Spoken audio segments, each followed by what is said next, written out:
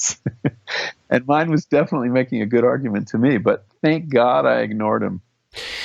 Could you talk a bit about what we know or suspect about the neuroscience behind how these compounds may have the effects they have? And just as, please jump in to correct me at any point, because you are certainly better versed with all of this. But when you mentioned, for people who don't have the background, when you mentioned guided experiences or supervised environments and the New Yorker piece, I'll just give a little bit of background for people who may not be aware. That includes certainly undergrad options, but also includes universities like Johns Hopkins, NYU, UCLA, an ever-expanding list, and some very, very credible researchers, certainly some who would be considered the researcher's researcher and scientist.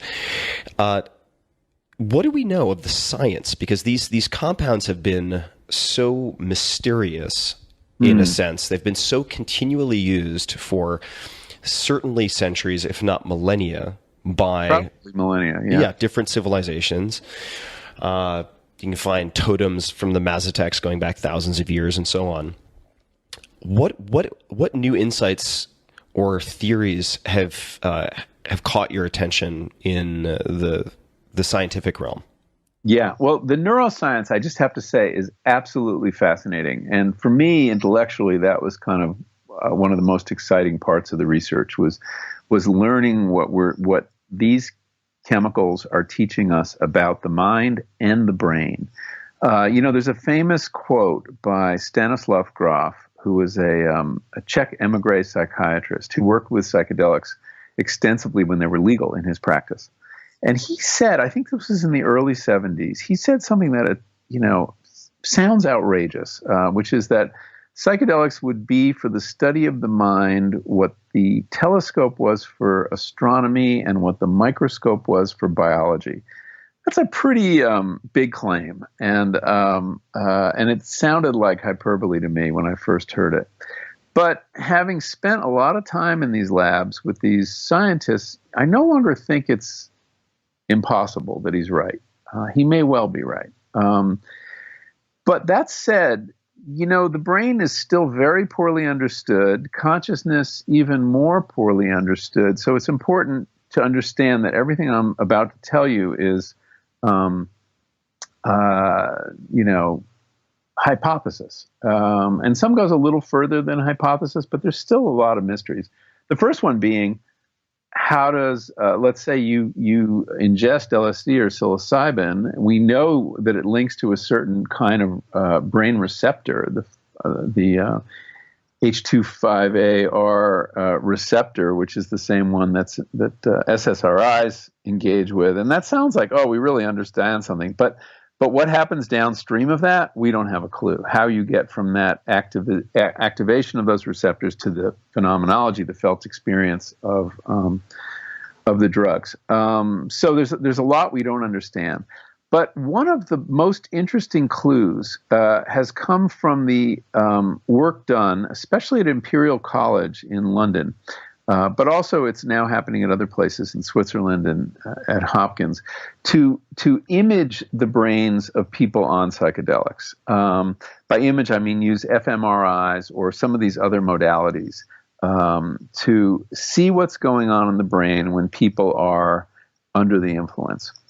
And the biggest takeaway from that work, and this is in papers that Robin Carhart Harris at Imperial College has published, is that contrary to what the neuroscientist expected, which was that the brain would kind of light up with extra activity because there was such, visual and auditory fireworks going on during the experience, they found that activity in the brain was actually depressed by psychedelics, particularly in one network.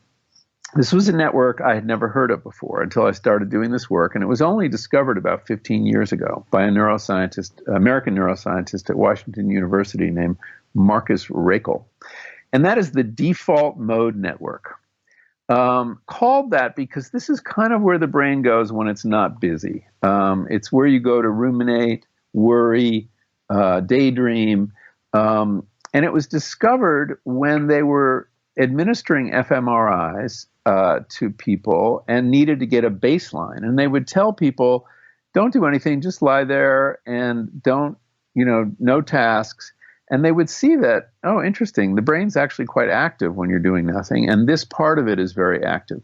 This part is a linked set of structures that include the prefrontal cortex, the posterior cingulate cortex. These are both in the cortex, which is the evolutionarily most recent layer of the brain on the outside. And then those link down into deeper, older structures like that are involved with memory and emotions. And it appears to be a very important hub. The brain is a hierarchical system, and the default mode network kind of is in charge, is a regulator of the whole. And it's involved in a range of metacognitive functions that include self-reflection and rumination, time travel, that's thinking about the past and thinking about the future. Theory of mind, that's the ability to imagine mental states or attribute mental states to others.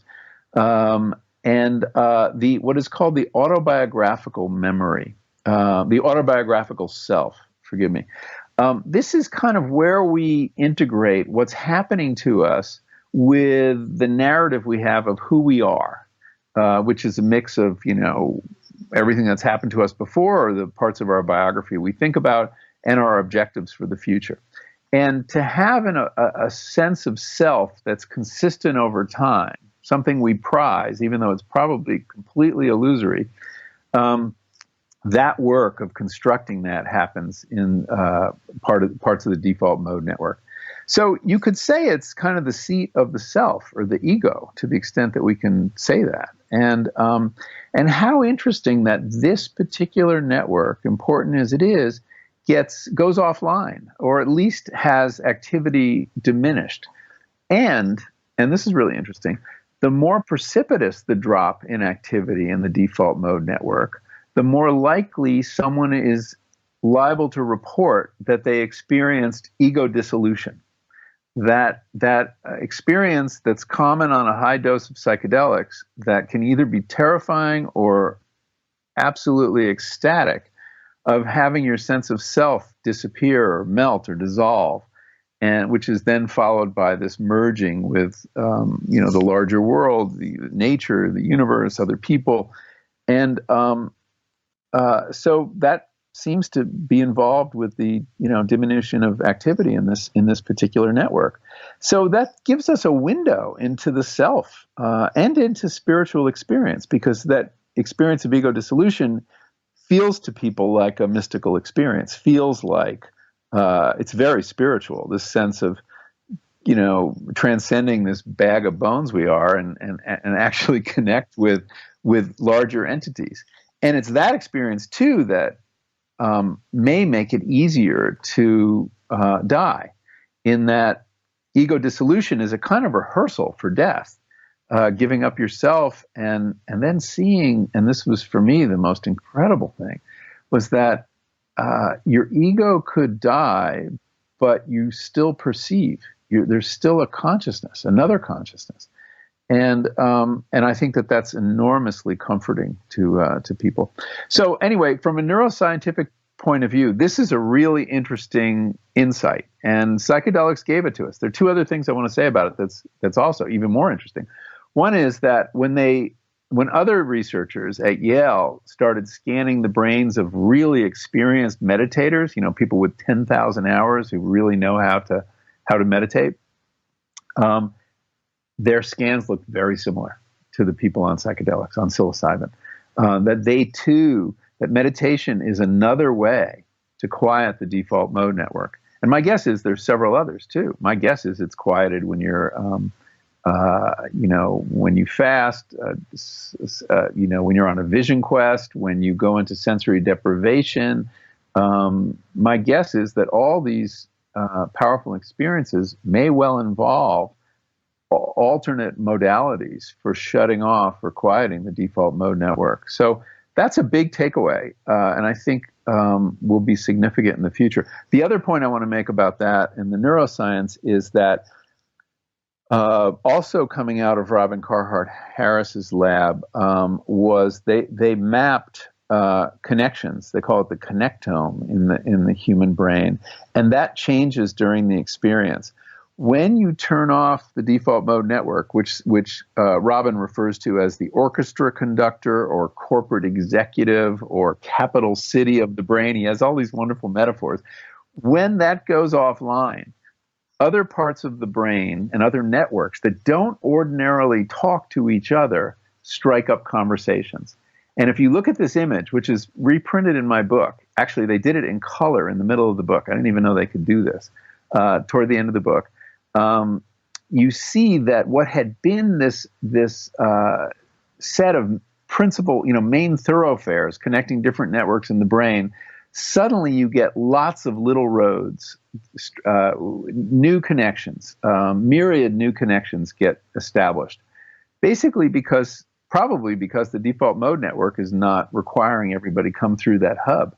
And so you have, for example, perhaps emotion centers talking directly to your visual cortex, which, lo and behold, could allow you to see things you're feeling. Could result in hallucinations. Those new connections may, and now I'm being speculative, may manifest as new perspectives, new ideas, new memes, new metaphors. But the point is that by temporarily, disrupting the order of the brain, a new order forms. And that order may have incredible value at either the level of mental health and psychology or at the level of creativity. And that's what we need to get into right now. What happens with those new connections? Do they endure or not? And are there ways to help them endure longer? The visualization that you mentioned is the difference is so pronounced. And it's really something to behold. So I certainly encourage people to just take a moment to soak the image in when they have a chance to look at it. And it's not hard to find online, too. It's not hard to find online. And what I wanted to, certainly these compounds are not panaceas. They don't fix everything. And they do have risks. I think we should talk about that. Oh, we're absolutely going to talk about the risks. But before we get to that, I wanted to go back to